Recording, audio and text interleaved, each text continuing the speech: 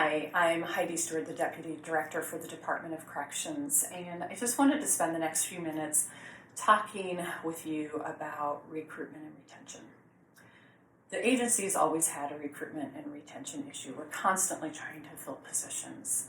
But in the last few years, our recruitment and retention issue has really turned into a recruitment and retention crisis.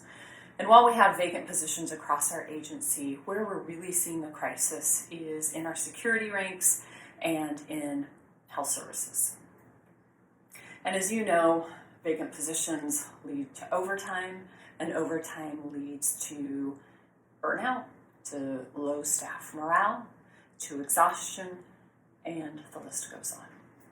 Our agency's number one priority is staff wellness, and I gotta tell you, I have a really hard time standing here right now saying that, given our staffing levels and the impact that that's having on overtime and employee wellness right now.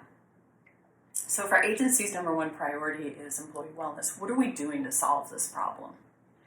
There are people at all levels across the agency working to bring people through our doors and to get these positions filled. We have a recruitment and retention work group whose specific focus is to work on streamlining our recruitment process and to filling security and medical positions. We formed a steering committee who's comprised of agency leadership, whose role is to provide accountability to the work and to be there to make policy decisions quickly as needed. We also have a labor advisory committee, and we report to that committee regularly, and we seek their guidance and we seek their input and ideas as well. I'm personally the sponsor of this work in order to ensure that we are making progress, that we are meeting deadlines, and that we're following through on our commitments. Now, I know at this point some of you are rolling your eyes and you're thinking, yeah, that's all great, but where's the action? And I don't blame you for thinking that. So let me share with you what we've accomplished over the last few months. Our focus initially has been on our security staff. So that's where you're going to see most of these improvements for now. We no longer require applicants to pay the $41 NTN fee. We were losing people because they didn't have the $41 or they didn't want to take a test without a guarantee that they were going to be hired. So we're no longer requiring that fee. We've also set up NTN test sites at 4 of our institutions, the Coffee Creek Correctional Facility, Two Rivers, Snake River, and the Eastern Oregon Correctional Institution. We also made a number of improvements to the application process. We are not requiring as much information, and it's not as complex and convoluted as it has been previously.